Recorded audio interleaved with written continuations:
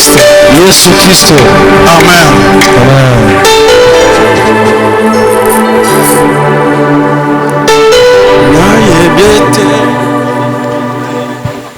Nayebiete à côté les mains. Votre souka na bomo inangae. Il va plus vite. Je n'ai 45 minutes. Alexis, tombe le micro.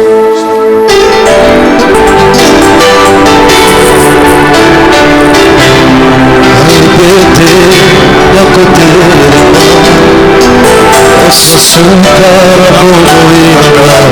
tu peux lever ta main là où tu es, on va adorer pendant 2 minutes.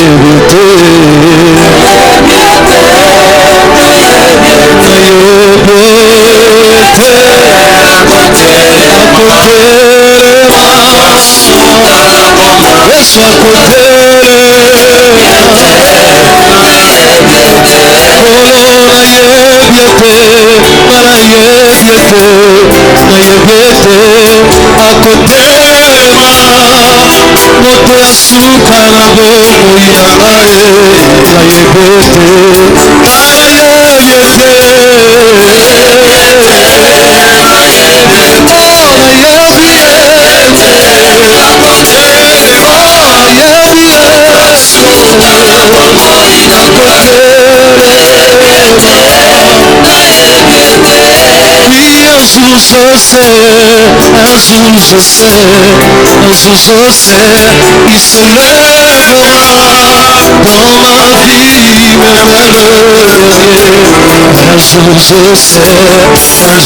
il se lèvera dans ma vie, un jour je sais, je le sais, il se lèvera,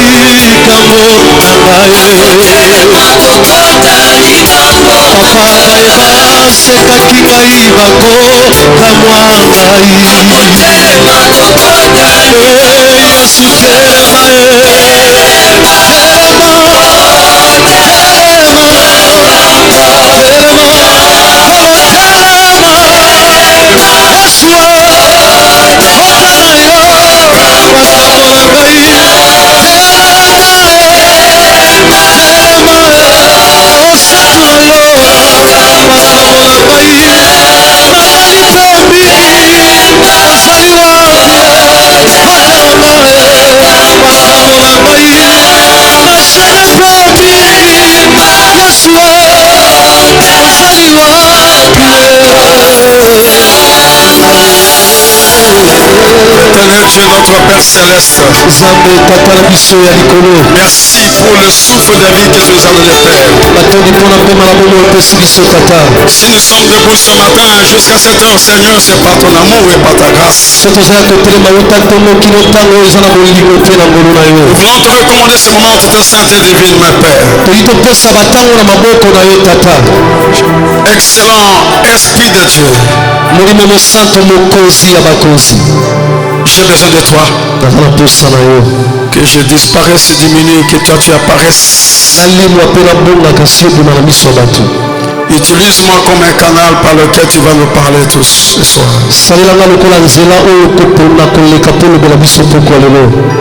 Merci pour le sang qui a coulé au bas de Calvaire. Par le pouvoir que tu m'as conféré, Père, je viens déclarer du haut de cette chair, il n'y a que toi seul qui es le maître en ces lieux. Aucun esprit impur, aucun démon, aucun esprit humain n'a le pouvoir de se mouvoir en ces lieux maintenant. Père, je viens les arrêter maintenant. Je viens les ligoter maintenant. Je viens les déloger maintenant. maintenant. na ekomemela bango sikoyo. Je proclame la victoire de la croix. mpe natatoli elonga ya ekulusu. Merci Saint-Esprit pour ta présence. natoli molimo santo mpona bozalisami na Et yo. nous tous nous acclamons pour l'Esprit de Dieu qui est présent dans la salle. mpe biso nyonso tobeta maboko mpona molimo na nzambe aza kati na J'ai vu si tu peux acclamer l'Esprit de Dieu. Il est là. na biso okobetela molimo santo maboko La na nzambe manière dont awa. tu acclames, ce n'est pas la manière d'un homme qui respecte l'Esprit de Dieu. lolenge ozobeta maboko eza lolenga moto azomemia molimo Lorsque nous santo te. acclamons l'Esprit du Seigneur, ntango tobetela molimo santo nous maboko nous levons et nous l'élevons, nous l'acclamons. totelemaka mpe totombolaka ye tobetela Il maboko. est merveilleux l'Esprit de Dieu. azali malamu kitoko. Il est merveilleux le consolateur. azali malamu mobondisi. Il va consoler quelqu'un ce soir. akobondisa moto pokwa Il lelo. va changer la vie de quelqu'un ce soir. akobongola bomoi ya moto Celui qui a la foi dit après moi Amen le plus fort. ozala kondima oyo nsima na ngai amen koleka. Est-ce que tu es sûr que l'Esprit de Dieu va te toucher ce soir? oza komondimisa ete molimo santo akosimba pokwa lelo. Même si tu ne dis pas Amen, ata kuta olobi amina mais te. je sais nayebi que ce soir, pokwa lelo quelqu'un sera touché par l'Esprit de Dieu. moto moko akosimbama na molimo santo. Olinga olinga te. amen. Na pokwa ya lelo. ce soir Molimo na Nzambe akotouche yo. le Saint-Esprit va te toucher. Ton problème sera changé. likambo no ekobongwana. Tu as longtemps entendu. ntango kala oyoka Tu as longtemps entendu ton problème. ozela kalakala mpona J'ai une réponse pour quelqu'un ce soir. nazali na yano mpona moto moko pokwa lelo. Quelqu'un sera béni ce soir. moto moko akopambwama pokwa Celui lelo. qui dit Amen, il ressent cette parole. oyo azoloba amina yambi liloba oyo. Celui qui dit encore plus fort Amen. oyo abakisi amen makasi Que koleka. le Seigneur te bénisse, c'est toi qui as dit Amen. nzambe apambola moto olobi Que amina. les anges descendent ce matin, cet anzelu après-midi, ekita nsima zanga na pour lelo toucher ton problème. mpona kosimba likambo Tu na as yo. longtemps prié. obondela batango ebele. Les anges sont déjà descendus banzelu basi bakiti pour répondre à ton problème. mpona koyanola na likambo na yo. amen. Tu vas voir ce soir. yo komona pokwa lelo. Il va changer quelque chose ce soir. akobongo lelo kobongo pokwa Dieu lelo. que tu acclames parce que je sais que ça va arriver. ozobeta maboko mpo nayebi ete kokoma. Je te rassure maman, s'il te plaît. nazotiela motema C'est la vérité, s'il te plaît. eza bosolo. L'Esprit de Dieu est déjà là. molimo santo azali La awa. clé est déjà là. molimo santo aza Celui qui change la vie des gens oyo abongolaka bomoi ya bato est déjà là. azali awa. Nous sommes avec lui. toza elongo na Il ye. s'appelle kombo na ye Shaddai. azali aza Il kombo s'appelle na ye El Elyon. azali aza C'est likolo. ce que je proclame ce soir. ndenge nazotatola Il pokwa lelo. s'appelle kombo na ye Elohim le Créateur. azali mokeli na nyonso. Celui que j'élève ce soir. nakombola pokwa Il lelo. s'appelle kombo na ye le lion kosi de la tribu libota de Judas. na yuda. Quand le lion arrive, ntango kosi akoma même à la forêt, ata kuna kati ya ces zamba animaux se taisent. banyama bavandaka Quand kimia. le lion entre quelque part, ntango kosi akotaka esika personne ne peut parler. moto akoloba aza te. J'impose yango la nakoti suprématie. nakotia kibokonzi. J'impose nazoti l'autorité kibokonzi de Jésus-Christ. ya yesu Parce kristo qu'il s'appelle po ete kombo na le ye lion de la tribu de Judas. kosi ya libota na yuda. Et quand le lion hurle quelque part, ntango kosi agangaka na esika moko aucun animal ne bouge. moto anyama moko taningana. Et je fais taire tous les démons ce soir. mpe naokanga minoko bandoki nyonso. Mon Carmel, écoutez-moi. mokarmeli yokanga. J'ai été envoyé par Dieu natindamaki epa na pour vous yawe apporter la bonne nouvelle. mpona komemela osango Cette malamu. bonne nouvelle, sango malamu oyo c'est pour te dire ezali mpona koyebisa ce qui était avant oyo ezalaki kala ne sera plus maintenant. ekozala lisusu. Amen. ekozala lisusu sikoyo te.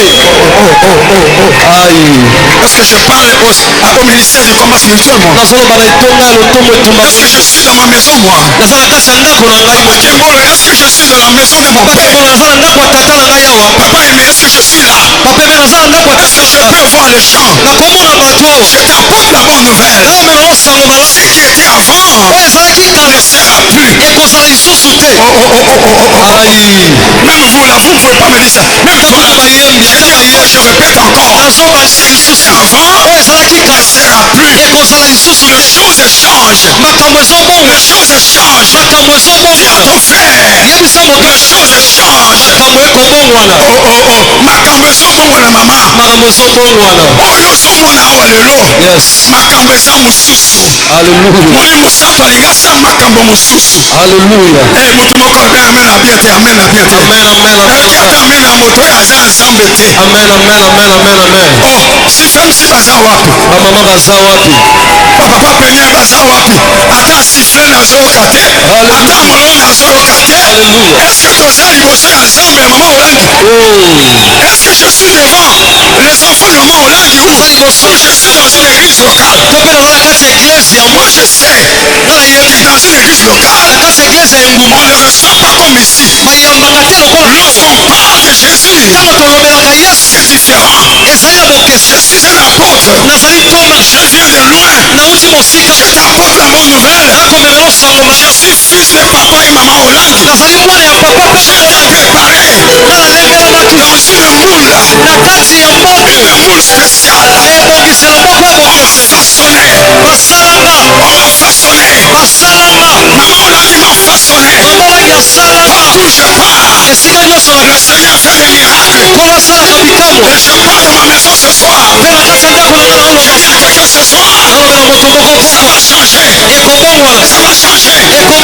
Ton histoire est arrêtée. Nous recommençons une nouvelle histoire. Cette histoire, une nouvelle histoire où Jésus a préparé depuis des années pour que ta situation change. Ministère de Brazzaville, écoutez-moi ce soir. Ce qui était avant ne sera plus.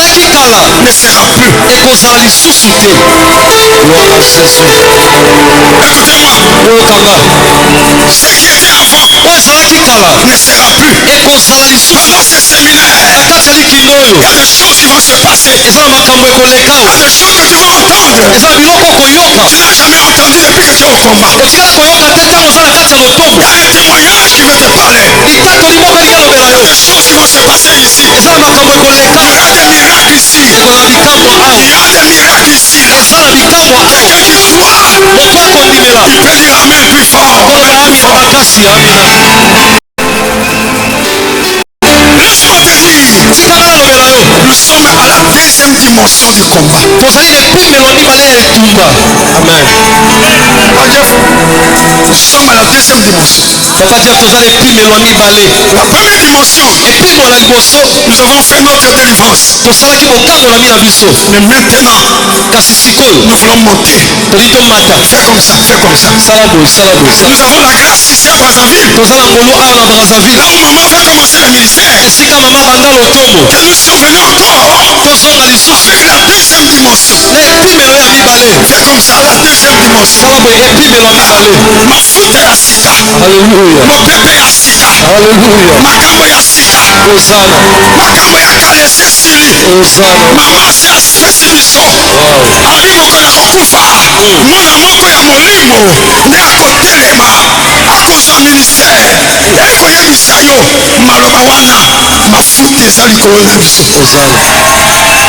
Moto akosa yo te. Nous sommes au temps de la deuxième dimension. Dis à ton voisin, nous voulons monter à la deuxième dimension. Est-ce que tu peux dire Amen plus fort? Dis à trois personnes, nous sommes à la deuxième dimension. Parce que vous savez, lorsque Élie partait, il a laissé le manteau. Et dans ce manteau-là, c'est dans le manteau, le secret de maman était là. Il a dit à Élie, si tu me voyais partir, tu recevras le manteau. Et vous savez, Papa Jeff, Oyebi, que Élie sait, Azala miracle 2 fois que le cas Élie. On a koyebisa yo ba miracle ekoleka wa ekoleka na tango ya mama. Amen, amen. Parce que c'est normal, c'est la Bible. C'est la Bible. Alléluia. Amen. Maman a bâti un fondement. Nous sommes en train de remonter le mur maintenant. Si femme c'est alléluia. Amen. Alléluia. Est-ce que la JCC est là? JCC. La nouvelle dimension commence. La nouvelle dimension commence. La nouvelle dimension commence. Nouvelle dimension ezobanda. Dimension ya mibale ezobanda yaya. Alléluia. Papa Jeff. Papa Jeff a La deuxième dimension commence. Et puis me la sikezo banda. Tiaboko likolo. Ganamo na yo Yesu. Ganamo na yo Yesu. Gana simba yo pourquoi lelo. Simba yo. Gana simba yo Yesu. Gana simba yo. Kokani na yo. Mwana Nzambe. Olo Yesu.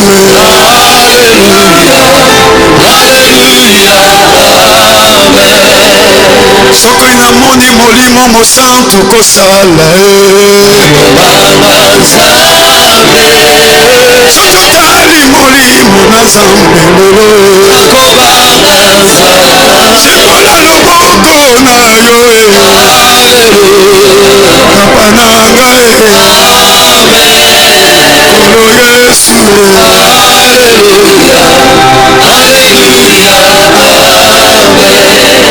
tu m'as aimé, oh Yesu.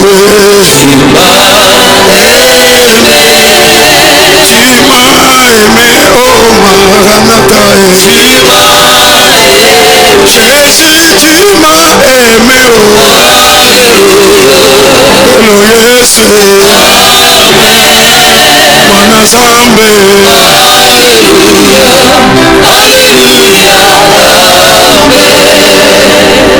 Père, je te dis merci pour tes serviteurs qui ont fait un grand travail dans ce ministère ici. Je bénis le travail qu'ils ont fait. Bénis-les encore davantage. Si nous pouvons nous lever pour proclamer ta parole, c'est parce qu'ils ont fait un travail. Bénis-les au centuple. Au nom de Jésus. Amen. Amen. Merci Papa. Alors cet après-midi, je serai comme un canon rapide. Alors nous allons lire rapidement un verset. Avant que je dise merci à toute l'assemblée. Jean chapitre 5.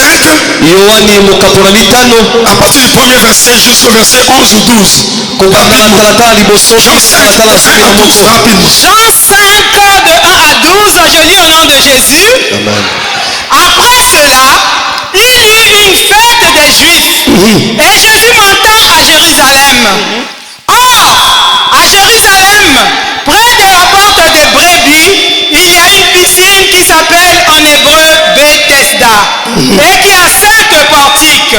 Sous ces portiques étaient couchés en grand nombre des malades, des aveugles, des boiteux, des paralytiques qui attendaient le mouvement de l'eau. Car un ange descendait de temps en temps dans la piscine et agitait l'eau. Et celui qui descendait le premier, après que l'eau avait été agitée, était guéri, quelle que fût sa maladie. Là se trouvait un homme malade depuis 38 ans. Jésus l'ayant vu couché et sachant qu'il était malade depuis longtemps, lui dit: veux-tu être guéri? Le malade lui répondit: Seigneur, je n'ai personne pour me jeter dans la piscine quand l'eau est agitée. Et pendant que j'y vais, un autre descend avant moi.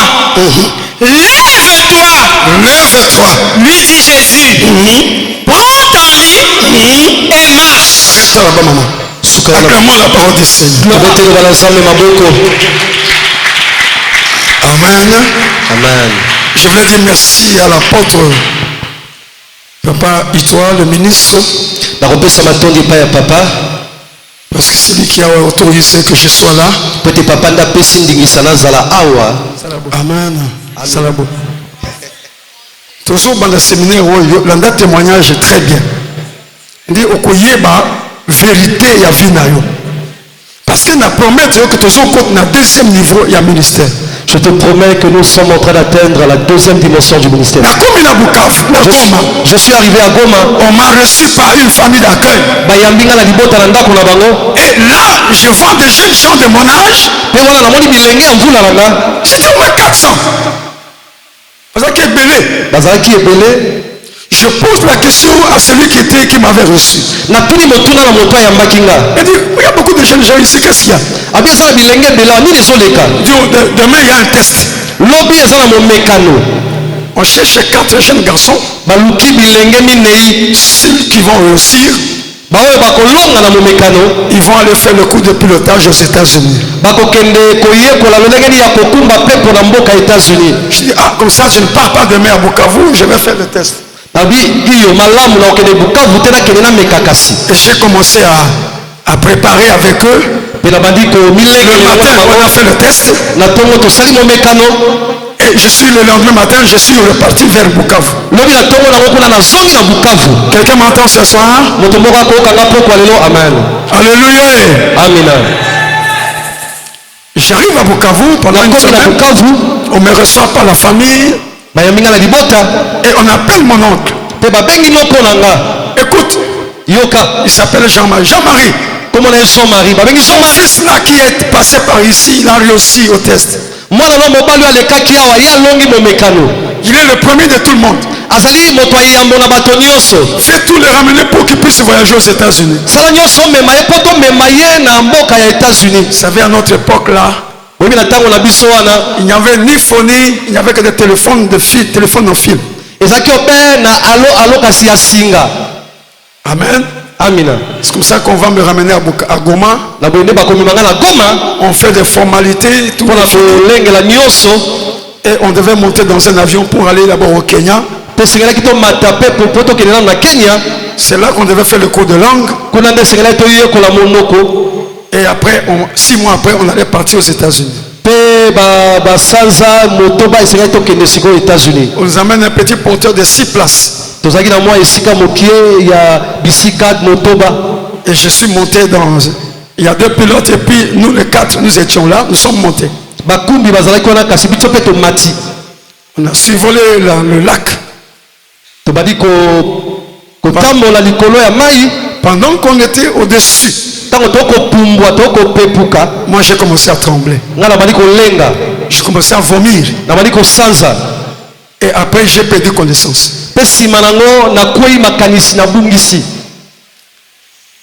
Le pilote ne savait pas quoi faire. Et les amis, il y avait, là, ce sont des petits porteurs, il n'y avait pas moyen. Ils ont décidé, au lieu de faire Kir, ils ont dit non, on descend à Bukavu, on les fait descendre et puis nous on va partir. On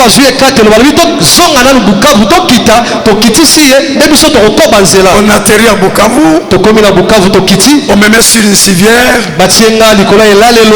et ils m'amènent à l'hôpital militaire de Bukavu. Et ils sont repartis. Je suis resté pendant 4 jours dans le coma. Je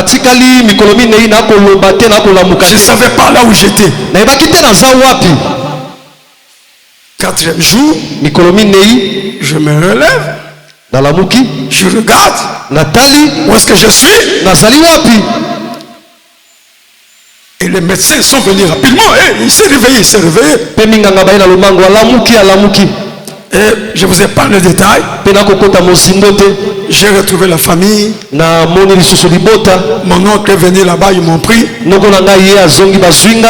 Et quelques temps après, j'arrive à Kisangani.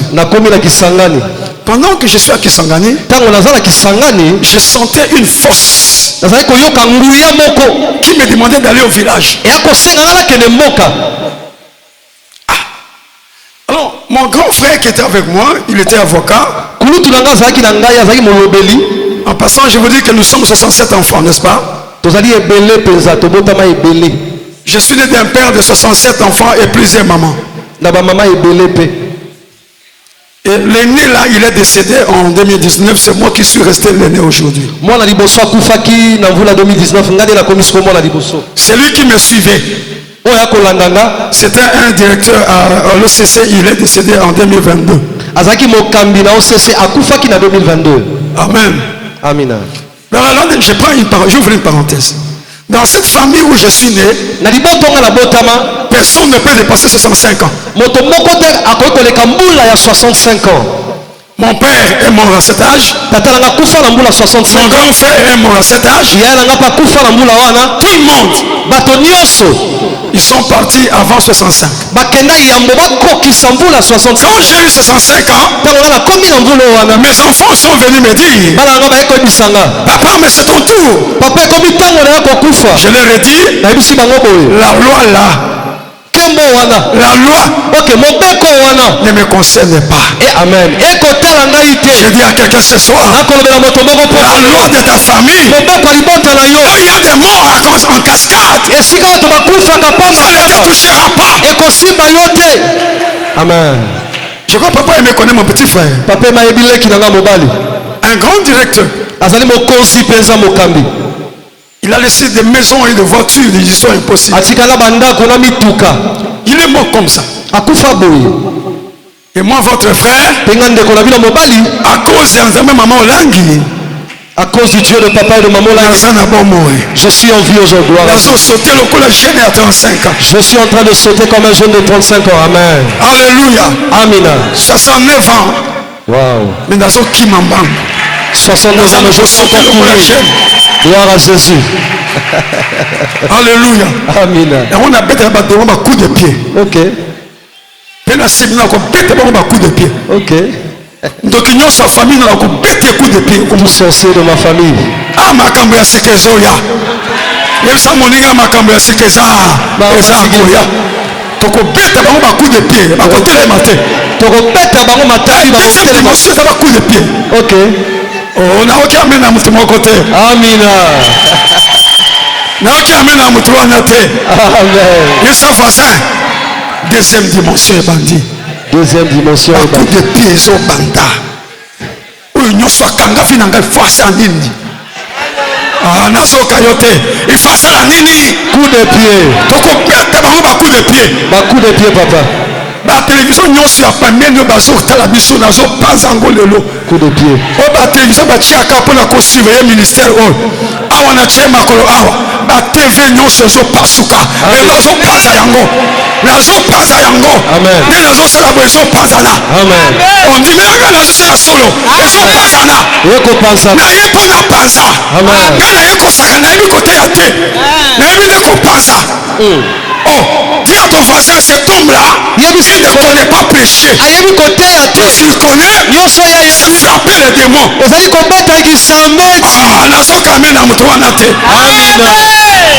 oh, est-ce que dans le ministère à papa ou maman Olangiawa? Est-ce que je peux entendre les armées des gens, les combattants? Où sont les combattants? Où sont les commandos? Oh, papa Dieu faté à bout, commando yawa. Amona bilote. Oh, maman. Ngana zo beta bango. Na tie parenthèse, na ekoye bisayo. Avant tout comme jeudi. Donc il y a sa famille na yo. Ce qui a dit qu'il y a kokufa. Amen. Attends bien même te. Amen. Maman attends bien même te. Amen. On va dans lobby. OK. O komona yango. Amen. Avant le 31 décembre awa. Amen. O kolela batamo ko kokufa. Amen. Ah na OK amen na yo te. Amen. Oh, est-ce que je parle à quelqu'un? Est-ce que je parle aux enfants de Dieu? Tu as longtemps prié, non? Tout le monde va finir. Tout le monde va finir. Et ça aussi là, awa. Donc là, les amis, c'est à compéta. Amen. Oh, non, amen le kunate, amen le kunate. Amen, amen, amen, amen. Amen. Amen. C'est qu'on a gagné parenthèse. Non, qui pousse mon coup, papa Dieu, pour que j'aille au village. Ah, je n'ai pas vu le village. Mais à cet âge-là, il y a une force ezali na nguya moko qui m'a même amené jusqu'au village. ekomemaka inde nakende mboka Et je suis allé même au village. mpe nake mpe na mboka yango La manière dont je suis arrivé, na lolenge nakomela kuna je ne sais même pas. nayebi kutu te Le véhicule que j'avais pris, motuko nazwa je ne sais pas ça venait d'où. nayebi te euta wapi Tout ce que je sais, nyonso nga je nayebi me suis retrouvé un jour nakutanaka mokolo à moko 22 heures na butu makasi au village de mon père. na mboka tata na nga Et mon père mpe tata na nga était là. azalaki wana Son véhicule était là. motuka na ezalaki wana Il était bloqué dans mon village. yakangamaki kuna na mboka On lui avait dit, bayebisaki ye boye tu ne quitteras pas ici. yo kolongwaka awa Si tu ne nous donnes pas un enfant qui va être avec nous ici. soko opesi biso mwana na moko te mobali wa kozala na biso awa Il a regardé yatali qui je vais donner. nani nakopesa Et même ils ont choisi. bango moko baponi Nous voulons celui-là. biso tolingi o wana Et c'est pendant ce jour-là mpe eza mokolo que wana je montais dans l'avion. nde na mata mpepo Comme ils ont crié au village, bango baganga na mboka ils m'ont appelé au village. babanga na uta mboka Ekanga ekanga songa à minuit. na katikati ya butu Bakena le collet. Bakena le collet. Vous connaissez le collet? le lokole oui papa Babeti na minuit. Coucou, coucou, coucou, coucou, coucou. Babenginga. Ekanga. So, ils ont entendu quelqu'un là-bas. bayoki moto moko agangi na mosika Ils ont dit à mon père, babi na tata na nga il arrive. azoya wow. Tu vois? omoni sikoyo J'arrive là. nakomi na À mboka 22 heures, je vois mon père. na katikati ya butu namoni tata na nga Je le salue. napesi ye mbote Il me dit, mon fils, abisinga mwana nga mobali je savais que tu allais arriver. nayebaki ete esengelaki okoma À notre époque, il n'y avait pas de phonie, il n'y avait pas de téléphone. na ntango na biso alo ezalaki te Si quelqu'un est mort, soki moto akufi on écrit une lettre à la poste et on envoie. bakokoma mokanda na poste mpe batindi Mais cet homme-là, kasi moto wana il déclarait devant moi. akotatola liboso na Il savait que j'allais arriver. ayebaki ete esengelaki nakoma Comment il savait? lolenge nini ayebaki motuna Quand il a dit ça, ntango alobi yango je me suis dit, mais c'est quoi cette histoire? na bilobi likambo eza nini Maintenant, j'entends les paroles de mon frère. siko nayoki maloba ndeko na nga mobali Qu'est-ce que tu vas faire au village? nini oke kosala na mboka C'était trop tard. esi elekaki On m'a déjà amené au village. basi bamemi nga na mboka Et j'ai fait 2 ans au village. mpe nasali bambula mibale na mboka Papa Jeff Nazomé le toko. N'avait pas ça Masangambila parce qu'il n'y avait rien à faire au village. Ça la mali na ba français na munoko. Ba bis ata français wana eko pekisa ndoki akanga yote frère. Ok, sinon parce que mes enfants parlent français qu'il n'y a pas la sorcellerie. bana balobaka français kindoki eza te bozopakali français te Buzoba. Tu as dit que non, il que français qui ne pas en français. Non, il que. J'étais au village. naki na mboka Mon père m'abandonne, il est parti. tata na nga tiki nga mpe ye akei Alléluia. amina Et cette nuit-là, mpe butu wana je ne dormais pas. nakolala te Je me réveillais à 5 heures. nalamuki na ngonga mitano ya Je tongo vais voir les grands-parents qui étaient là. nake komona bakoko na nga bazalaki wana J'ai entendu qu'ils ont mis un feu là dehors. nayoki ete bapelisi moto moko kuna libanda Je sors. nabimi libanda Il me va, ah, papa, Yambi, bamoni nga Yambi. papa yambi Je dis, Yambi. Yambi, ça t'est. boyebisa nonga nango nde papa oyo ngai ndeko na bino ayebisi nga ke ye ayebaki na koya ye ayebaki ndenge nini. Comment il a su?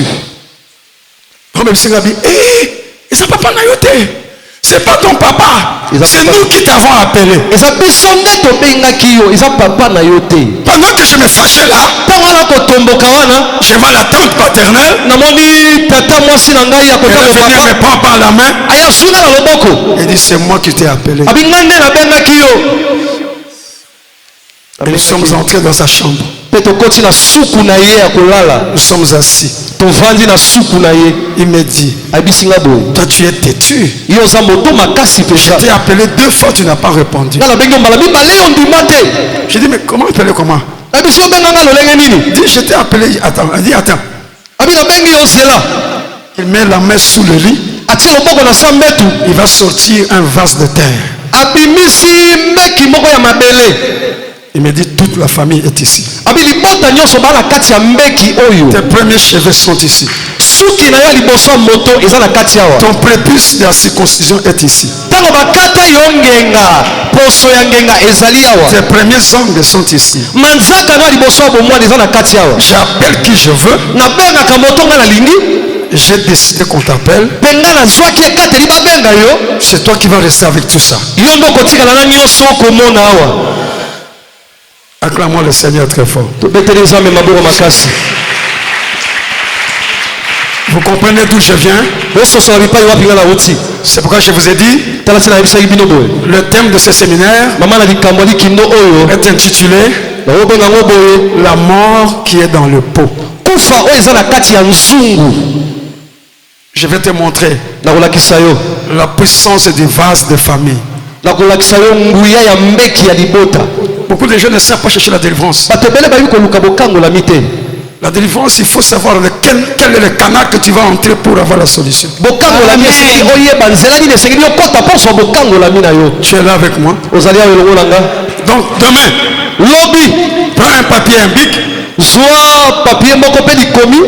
Tu écris depuis que tu es au ministère. Quel est l'objet qui n'est jamais parti? Si c'est 10 problèmes, écris-les. Ne donne à personne. Tu les garderas avec toi. Et après ce séminaire, tu vas voir que beaucoup de choses vont partir. Amen, amen, amen. Gloire à Jésus. J'aimerais te démontrer que ce que je suis en train de dire, toi-même tu vas écrire. Et puis on va prier avec toi. Après le séminaire, ces choses-là, tu ne verras plus jamais ça dans ta vie. Amen. Amen. Il a dit Amen. Il a dit Amen. Amen. Alors, mais ma famille, emmène ta famille. Ne laisse faire tout. Amène ta famille.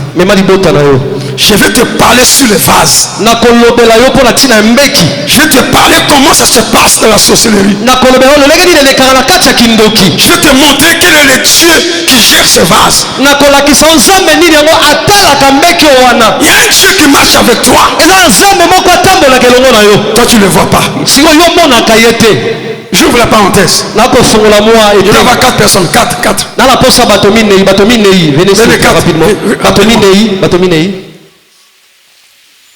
Regardez ces 4 personnes. Même 5, venez. Ça c'est Abraham. Fais comme ça. C'est dans Genèse chapitre 15. Chapitre 17. Dieu dit à Abraham, je fais alliance avec toi. De cette alliance, je serai ton Dieu. Et le Dieu de toute ta postérité. Qui a dit Amen? Amen. C'est Abraham qui parle avec Dieu. Mais il engage des enfants qui ne sont même pas nés.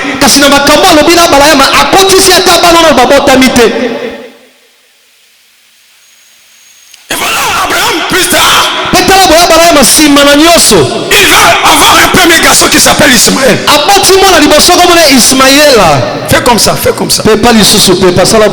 Ismaël. Alléluia. Amen. Le père Abraham le chasse avec sa mère. Ils arrivent au désert. La femme commence à pleurer. Où est le Dieu d'Abraham? Donne-moi encore de l'eau à boire. Le ciel était en silence. Alléluia. Amen. Est-ce que tu es là, tu m'entends? Suis-moi bien. Et je pose la question. Pourquoi le Dieu d'Abraham n'avait pas répondu à Agar?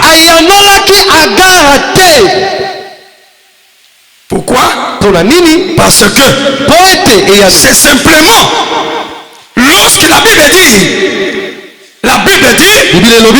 lorsque Ismaël a commencé à crier. Ntango Ismaël abali koganga, Le ciel était ouvert. likolo efungwami, Et la voix est sortie. mpe mongongo ebimi. On appelle Agar. Babengi Agar. Pourquoi l'enfant pleure? Mpona nini mwana akolela? Et la question revient. Mpe motuni ezongi lisusu.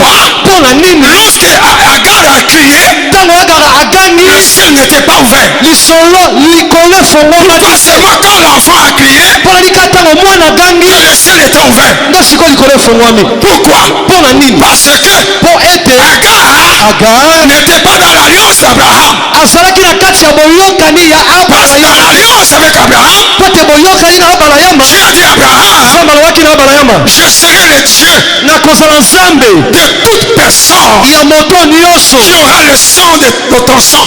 akozala na makila na yo na kati ya nzoto na ye. Voilà pourquoi, Tala ntina, lorsque Ismaël a crié, ntango Ismael agangaki, le ciel était ouvert likolo yaki et polele, la voix était sortie. mpe mongongo ebimi. Et la Bible dit, Biblia elobi boye, sous le pied de cet enfant-là, si ya makolo mwana oyo l'eau était sortie. mai ebimaki. Je confesse seulement ce soir, Nakotatola pokwa lelo, toi qui m'entends ce soir, yo moto okoyoka mongongo comme wana, tu es sous l'alliance, yo moto oza na kati ya boyokani papa et maman Olangi, ya se ya Nzambe papa mpe le Dieu mama, des alliances, Nzambe boyokani, le cri de ce soir, koganga na yo pokwa lelo, le ciel va s'ouvrir. likolo ekofungwama. Amen. Oh, tu n'as pas dit Amen. Te olobi amina te. Si tu es enfant de papa et maman Olangi, Soko oza mwana papa mpe mama olangi, ce soir, pokwa lelo, lorsqu'on va crier, ntango tokobianga, le ciel s'ouvrira. likolo Il y a des ekofungwama. gens ici Pesa na bato kati ya qui esika entendront même la voix du Seigneur. bakoyoka ata mongongo na Nzambe. Si tu es là, dis-moi un Amen. So ozali apesanga amina. Parce que je sais Po ete nayebi que tu es sous l'alliance de papa et maman Olangi. oza na se ya boyokani ya papa mpe mama Et olangi, dans chaque détresse, mpe na kati ya bwale ils nyonso ont crié esengeli koganga comme Élisée. lokola Où Elise. est le Dieu de mon père? Nzambe atata na nga aza wapi? Char de feu. lokalo na moto. Et c'est comme ça que Ismaël, Peza bongo nde à Ismael cause du sang d'Abraham qu'il portait, mpo na ntina makila ya Abrahama azali komema kati na ye. alléluia, Amina. il a eu la... Ye azwi mai. J'ai dit Amen. Amina. Amen. C'est pourquoi je te dis, Tala ntina napo biso boye. si ton père Soki tata na yo a déjà fait une alliance avec une divinité, asala boyokani na linzami moko, c'est-à-dire, edi koloba boye, toi aussi tu es engagé. yo mpe osi okotisama na kati ya boyokani oyo Le wana. fait que tu as le sang de cet homme, Kaka mpo na ntina oza na makila ya tata na yo kati les na yo, démons te connaissent, c'est parce que tu es le fils de tel. edi koloba ete bademo na bayebi yo mpo oza mwana ya moto boye. Mon père avait une divinité. Tata na nga azalaki na nzambe moko, Et cette divinité-là mpe nzambe wana m'a détruit partout. abebisanga bisika nyonso. Jusqu'au jour où j'ai compris ces choses. Kino mokolo na sosola makambo na J'ai vu ces démons-là face à face. namona demo na miso na Il m'a miso. dit, je ne te laisse pas. Abisanga na kotikoli. Je suis avec toi depuis que tu es né. Abi na nzela longo na uta ntango botama. Et moi, je ne te connais pas. Abisanga na yebi yo te. Et je me suis battu avec lui. Mpe na bota na ye. Lorsqu'il est parti, Mpe ntango akei, ma vie a changé. mpo moi nanga ebongwani. Amen. Amen. Et je déclare ce soir, nakotatola pokwa le lelo, Dieu de ton père, nzambe tata na yo qui est dans ton sang, oyo aza na kati ya makila na qui yo, te réclame partout, oyo ekosenga yo tu kolanda as prié, tu obondela, as gêné, okila, mais ces démons-là, kasi demono il oyo a accès dans ta vie oyo aza na esika à cause du sang de ton père. mpo na ntina makila tata na yo. Comme tu n'as pas encore rompu l'alliance, lokola nano kati boyokani wana te. et la Bible dit, Biblia ezoloba boye, si la première alliance soki boyokani ya n'a liboso pas été imparfaite, ezalaki ekoka te, on n'aurait pas pu faire la seconde alliance. tolingaki tosala boyokani ya mibale te. Laisse-moi te dire, tikanga na biso boye, cette semaine, poso oyo nous entrons dans une phase supérieure tokokota na epimelo ya likolo koleka où les alliances antérieures seront brisées. epai wapi bya boyokani ya kala ekokatana. Est-ce que quelqu'un me comprend ce soir? moto moko akososolanga pokwa lelo, Je dis ce soir, mpe nakoloba pokwa lelo, dans cette adoration ici, bogumameli oyo le ciel va s'ouvrir. likolo ekofungwama. Amen. Amen. Le ciel va s'ouvrir. likolo ekofungwama. Attends bien en même temps, je sais ce que je dis. nayebi makambo nakoloba awa. Amen. Je connais mon alliance avec le Dieu de mon père. nayebi boyokani na ngai elongo na nzambe tata na nga. Je connais là où Dieu m'a amené avec papa et maman Olangi. nayebi esika nzambe amemanga elongo na papa mpe mama olangi. Un jour, je suis à Lomé. mokolo moko naza na lome, J'attends un coup de téléphone. nayoki alo Pierrot, je vais te voir demain à Kinshasa. mpe naki na mona olobi na Kinshasa. Tout est fait, vous savez comment ça s'est passé là-bas. nabunda nasala nyonso oyo Je me retrouve le soir, le lendemain matin à Kinshasa. lobi nango nakomi Je suis Kinshasa, descendu pas à Maya, je suis à Kinshasa. naleki nakomi Kinshasa. Je suis aussi aux orateurs jusqu'à 23h. Maman me regardait comme s'il ne me voyait pas. Trois sœurs. Il appelle un chauffeur. Va laisser papa Pierrot à la maison chez lui. Je vais l'appeler demain. À 10h. On m'appelle vite. Viens. J'arrive aux orateurs. Quand je voulais monter les escaliers, je vois Esdras. Le chauffeur avec la voiture. Papa Pierrot, entre ici. Mais où? C'est maman qui me dit de te prendre. J'entre dans la voiture. On m'amène à l'ambassade de Bénin. On arrive là-bas, on trouve des pasteurs avec l'ambassadeur. Quand j'arrive, l'ambassadeur se lève. C'est toi qu'on attendait. Je dis, mais c'est quoi ça? Il me laisse la chaise. Les pasteurs commencent à prier. Et on me dit qu'ici, il y a une malle, Sanduku, où un féticheur de Mobutu avait laissé. Et ce féticheur était décédé. C'est cette histoire qui faisait qu'il y a des troubles dans l'ambassade.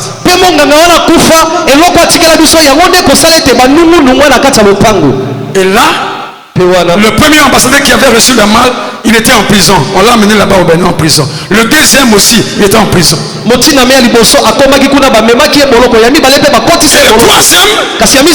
troisième, non. Qu'est-ce qui ne va pas? Et un Congolais lui souffle, dit papa. Comme tu pries, il y a une malle ici. Il appelle les pasteurs.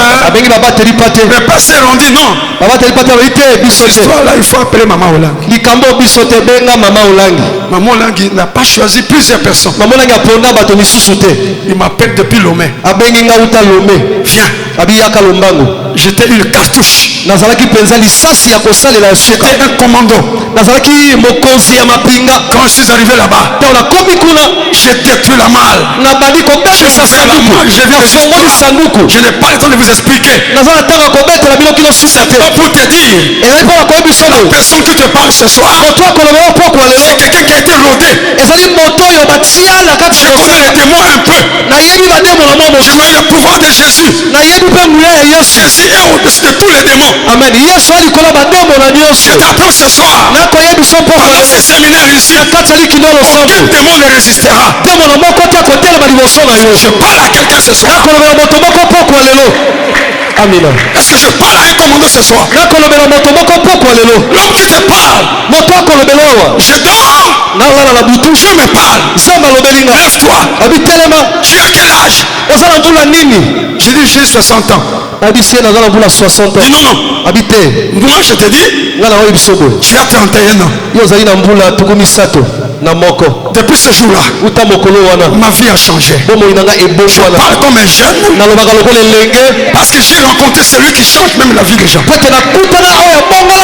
Dieu qui a changé mon âge, il est capable de changer quelqu'un ici. Je parle à quelqu'un qui a la foi. Si tu crois que Papa Olangi est un Dieu vivant, je suis parmi ceux qui sont passés par le pied de cette maman. Et quand je marche dans toutes les villes de Kinshasa, quand je prêche dans les grandes églises de Kinshasa, au-delà de Lubumbashi, il n'y a que des miracles sur miracles. C'est pour vous dire, vous qui êtes ici là, vous êtes spécial. Amen. Moi ça m'étonne que moi je vais passer à la délivrance à mon côté. Vous avez passé micro à Théabissoni. Ok. Pendant que quand je passe, papa Jeff, qu'on n'est pas dans un temps où on a les cabatoises au Koya. Parce que je dis que nous sommes dans l'équipe de l'école de Papa Olangi. Na côté na nzungu, na façon nanga. C'est quoi yo? On dit makamba passer moko boyena ba démon na ye, asimba simba ka yo koya koya. Non. Je ferme la parenthèse. Acclame le Seigneur très fort. Alors regarde maintenant pour terminer. Ça c'est Isaac. Isaac n'a rien fait. Il a hérité de son père. Il voulait aller même en Égypte pour fuir la famine. Dieu lui dit non. Comme ton père a souffert, toi tu ne vas pas souffrir. Laisse-moi te dire ce soir, si Maman Olangue a eu la révélation, il a prié pendant 8 ans. Toi qui m'entends ce soir, ta situation ne va pas continuer à rester comme ça. Je dis à quelqu'un ce soir, donne-moi ta foi. Donne-moi ta foi simplement. C'est que je parle. Si tu libères ton cœur, le miracle peut commencer maintenant quand je parle. Est-ce que je parle à quelqu'un qui a la foi? Ayez la foi. Vous avez un Dieu. Vous avez un Dieu. Il est terrible. Jésus est capable. J'ai vu des aveugles. J'ai vu des gens marcher. Il n'a pas touché quelqu'un. Mais le Dieu de papa et maman Olangue m'a honoré partout où j'étais. Et toi qui es là, tu ne te reconnais même pas. Dis à ton voisin, je suis spécial. Amen. Je suis spécial. Et le pasteur qui dort, il ne prie même pas. Il se lève le matin, il prend la Bible, il enseigne, il vous donne des enfants, il prie, s'en va. Il y a des pasteurs que j'ai rencontrés, des amis. Avant de prêcher sur l'autel, il a couché avec une femme. Et toi qui gênes tous les jours. Non. Nous sommes à la deuxième dimension. Nous entrons à la deuxième dimension. Je viens t'apporter la bonne nouvelle. Nous allons à la deuxième dimension. À la deuxième dimension, les démons ne vont plus parler. Tous ceux qui ont fait le M13, M14, ils sont passés au P15. Laissez-moi vous dire, vous êtes spécial.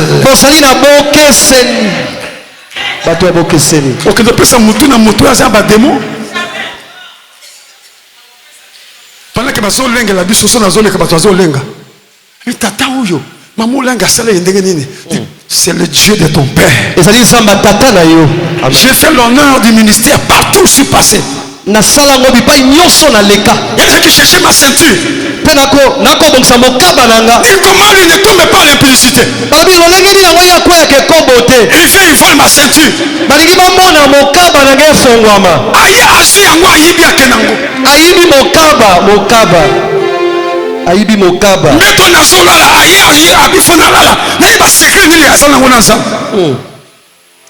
Le secret, c'est la délivrance. Amen. Qui a dit Amen? Amina. Qui a dit Amen? La troisième personne, ça c'est Jacob. Mouyibi. La maman n'est pas celle qui va complot. Babotolini. Droit dernier, si yaya naye. Je crois comme Kokima. C'est pour ça que papa apôtre avait prêché l'autre jour.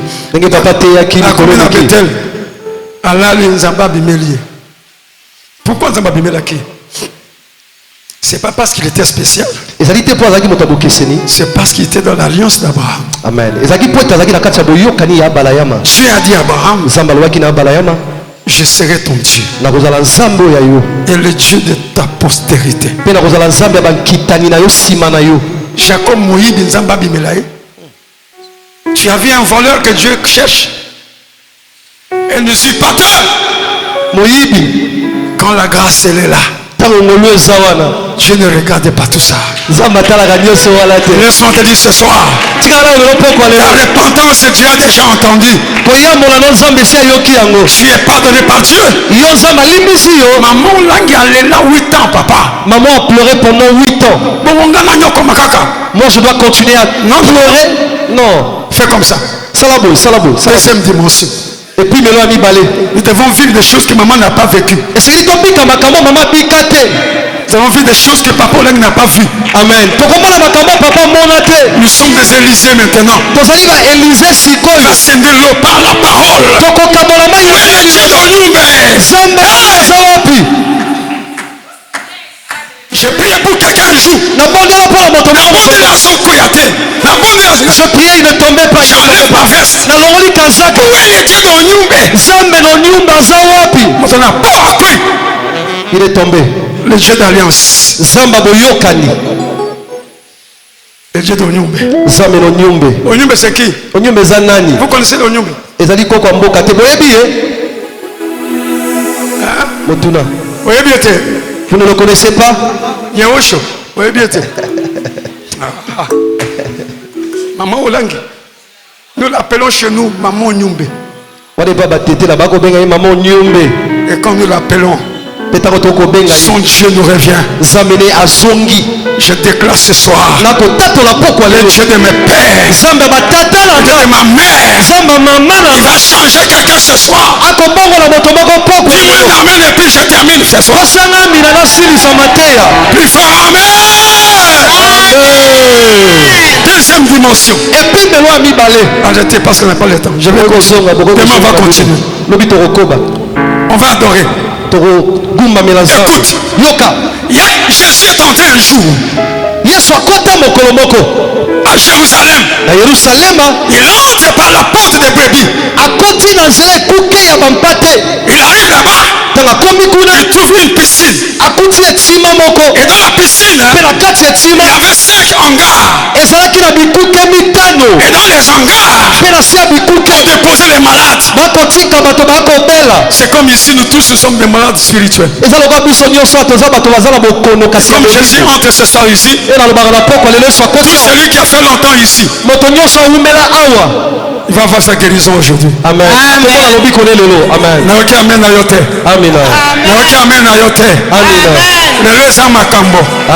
Dis à ton voisin, quand Jésus arrive, la parole déclare, Jésus savait que cette personne, ça fait des années qu'il est malade. Et Jésus va directement auprès de lui. Et il lui pose la question. Veux-tu être guéri? Je pose la question si c'est à quelqu'un. Veux-tu avoir ta délivrance? Veux-tu avoir ta délivrance? Amen. Veux-tu avoir ta délivrance ce soir? Si tu me réponds à Jésus, je ne connais pas. J'ai des personnes. Quand je vais aller, il y a quelqu'un d'autre qui va avant moi. Je dis à quelqu'un ce soir, même si tu n'as personne, Jésus est là, il connaît ton problème. Même s'il n'y a personne pour avoir l'argent, le Dieu de ton père, il est là. Il va ouvrir des portes ce soir. Je déclare par le nom de Jésus. Écoutez, je parle aux fenêtres et aux portes. Comment des portes ici, il y en a?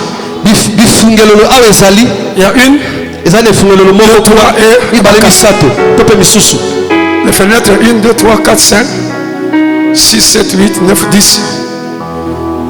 Alléluia. Amen. Lève ta main.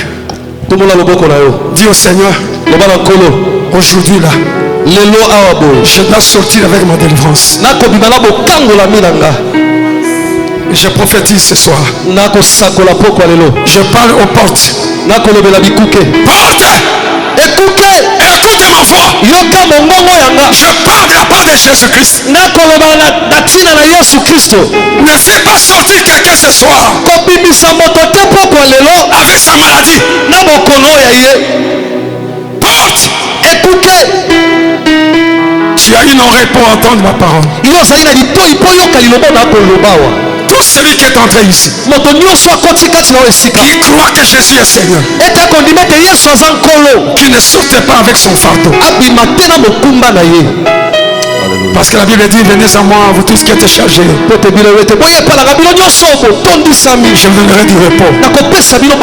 Et je déclare ce soir, toutes ces portes m'entendent. J'ai le pouvoir de parler aux murs et aux portes. J'ai la capacité de déplacer les montagnes. Et je parle à toutes les maladies. Ce soir, ils vont rester ici. Ton problème va rester sur la chaise. Et tu sortiras guéri. Tu sortiras guéri. Tu sortiras guéri. J'ai dit tu sortiras guéri. Est-ce que je parle à quelqu'un? Je vois les démons commencent à partir. Wow. Là-bas. Sors.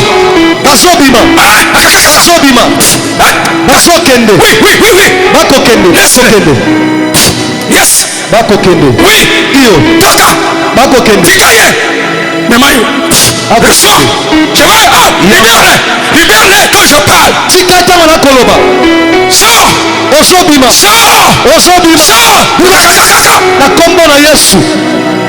Yes. Protocole amenez-les ici devant. Lève tes mains. Nous sommes à la deuxième dimension. Aucun démon ne va résister. Reçois. Libère. Je n'ai même pas encore commencé le travail. Amen. Reçois la puissance de Dieu. Je parle à toute maladie de libérer ton corps ce soir. Je vois des visions. J'ai des gens qui vont voir. Je libère même la prophétie. Je libère. Vous allez entendre des gens parler. Commencez à recevoir.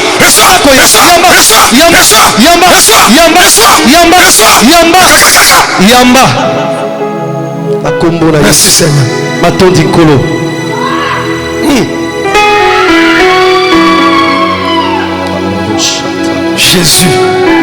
Jésus est capable. Jésus est capable. Jésus est terrible.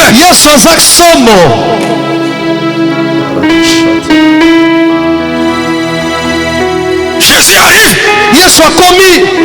Là où il y avait déjà une personne. Est-ce que c'est toi?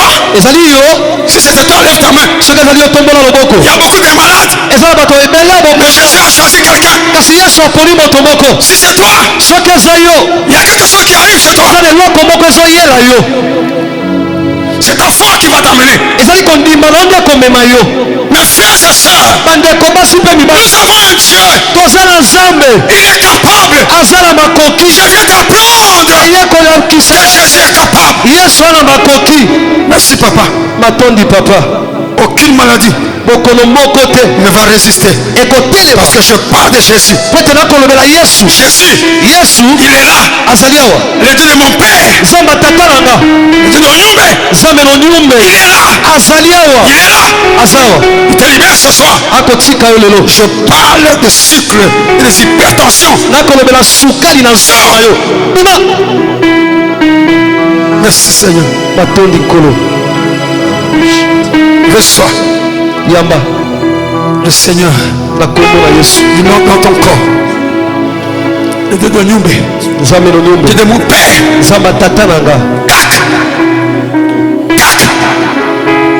Merci Seigneur. Acclamons le Seigneur. Comme il pose la question, dit veux-tu être guéri? Cet homme lui dit, j'ai des personnes. Non, il y a quelqu'un à ta droite. Tu n'es pas seul. Il est là. Un jour je tombe, j'étais en prière de 7 jours à sec en forêt.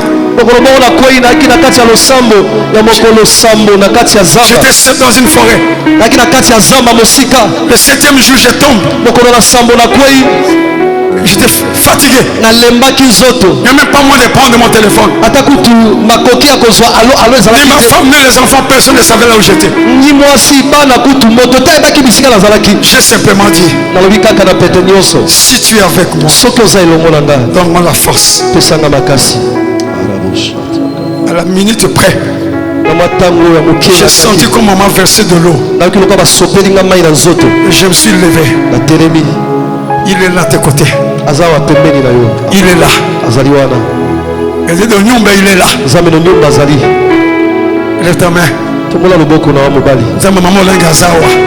Le Dieu de maman Asa. il est ici. Azali. Il est là. Azali. Il est ici. Azali. Il est là. Et c'est Seigneur qui Puis Seigneur, mon problème. je Je n'aimerais pas sortir avec ce problème aujourd'hui. dis-moi quelque chose et fais quelque chose maintenant. Il va le faire. Pour celui qui a la foi, il va le faire. Il dit à cet homme, lève-toi. Ce soir, même si tu as été courbé, à genoux, il y a 4 positions quand on dit à quelqu'un de se lever. La première position, la personne peut-être dormait. Je dis à quelqu'un, mariage n'est pas là. ton mariage était endormi. Ton travail dormait encore quelque part. Ce soir, par le nom de Jésus, j'ordonne que ton mariage se lève ce soir. Par le nom de Jésus, j'ordonne que ton travail se lève ce soir. Amen. La deuxième position, si quelqu'un était assis, qui est assis sur toi pendant ce séminaire, nous allons les soulever. Nous allons les renverser. Toute personne qui est assise sur ta vie, nous sommes à la deuxième dimension. Les choses anciennes vont disparaître. Quelqu'un me dit Amen plus fort. Amen. La troisième position. Étais-tu courbé? Moi je cherche à ramasser ne serait-ce que 500 francs en cours de route. Papa, Papa, j'ai laissé les enfants en train de pleurer, ils ont faim. Le ministère m'a rejeté. La famille également m'a rejeté. Je marche en cours de route, je suis en train de pleurer. Qui pourra te voir? Je me rappelle, Elisabeth pleurait. Pour manger, il faut que cette dame vienne.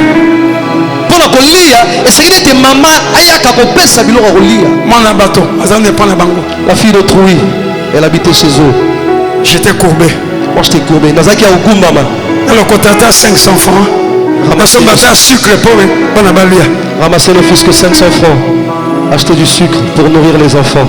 Ce soir, pourquoi le Dieu qui m'a relevé, à côté de son époque, il va te relever. Amen. Je n'entends pas ton amen.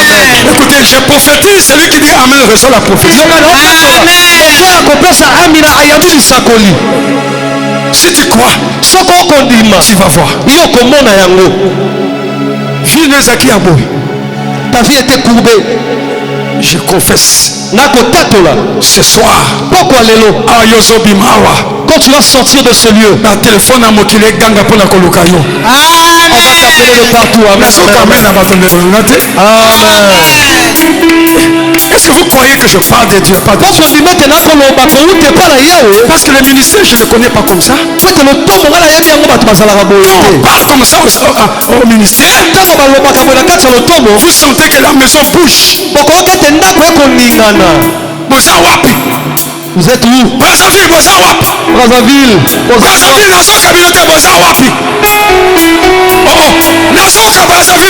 Je n'entends pas Brazzaville.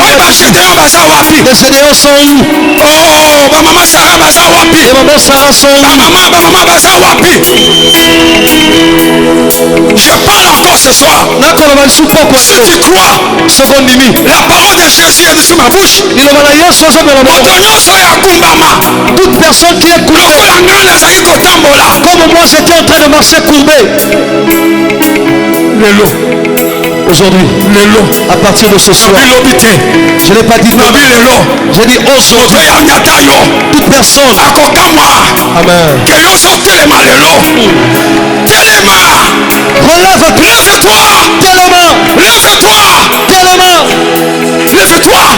Il dit à cet homme, Yesu alobi na moto oyo lève-toi, telema prends ton lit zwa mbeto na yo et marche. mpe tambola Ce soir, poko lelo okotambola lelo. tu vas marcher ce soir. Brazzaville bozoyeba Mont Carmel à partir ya lelo. Amen, amen, amen. Makambo ekochange awa. Les choses vont changer ici. Papa Itoi, Papa Itoi, le Seigneur te connaît. le Seigneur te connaît. Laisse-moi te dire, Tikanga na biso le temps est arrivé ntango ekomi pour que ces ministères ete lotomo oyo prennent l'envol, ozwa mopepe mata l'envol, epumbwa l'envol.